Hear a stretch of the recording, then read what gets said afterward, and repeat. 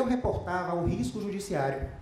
E logo no início da efervescência do empréstimo consignado, pairou-se uma dúvida que, caso tivesse um desfecho favorável, sem sombra de dúvidas, comprometeria a prosperidade desta instituição de crédito, desta modalidade de crédito.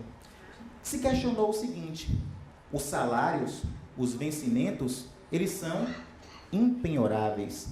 Mas a consignação em folha de pagamento não se trataria de uma penhora na verba alimentar do mutuário?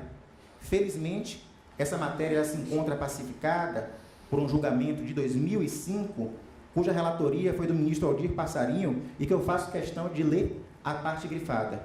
O que me parece não ter cabimento é alguém obter um financiamento a taxas mais favorecidas, justamente porque optou por uma modalidade de consignação em folha de pagamento, pulo, e em seguida excluir a cláusula, o que denota, inclusive, o nítido propósito de inadimplir a obrigação.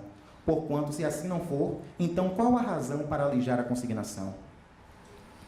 Eu me reporto, faço logo esse link do risco judiciário às ações revisionais de contrato, onde se questiona a taxa de juros.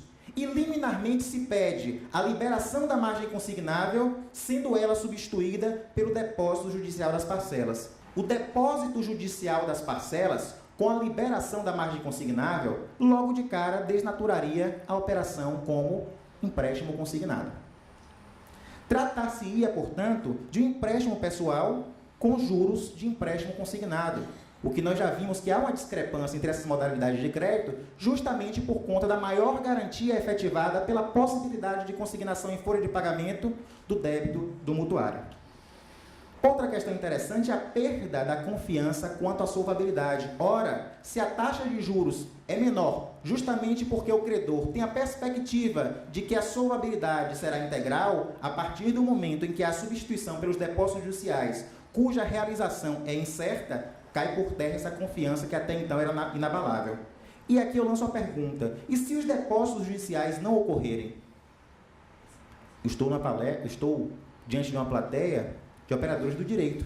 Então, obviamente, a resposta vai ser: Djalma, não haverá prejuízo qualquer, pois muito provavelmente a liminar foi deferida atrelando a sua vigência à continuidade dos depósitos judiciais, que não sendo realizados, ensejaria ato contínuo a revogação da tutela liminar. Mas tem um detalhe operacional de fundamental relevância, qual seja a liberação da margem consignável.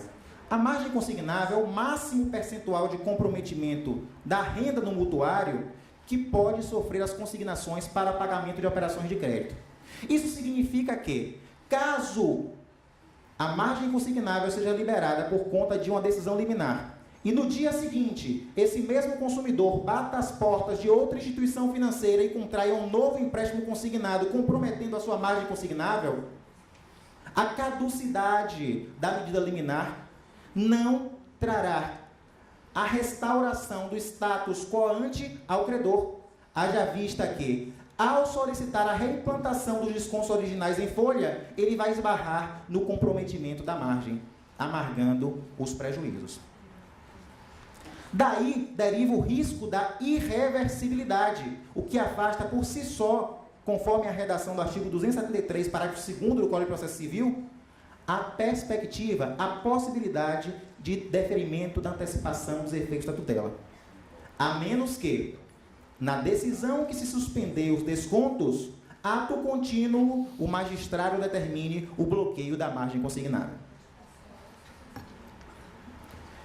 Para encerrar, eu trago a ilustração para vocês daquilo que eu chamo de a ciranda das ações revisionais de empréstimo consignado. O consumidor obtém o empréstimo, ingressa com a ação revisional, a liminar é deferida, determinando os depósitos, e a margem é liberada. O que acontece depois?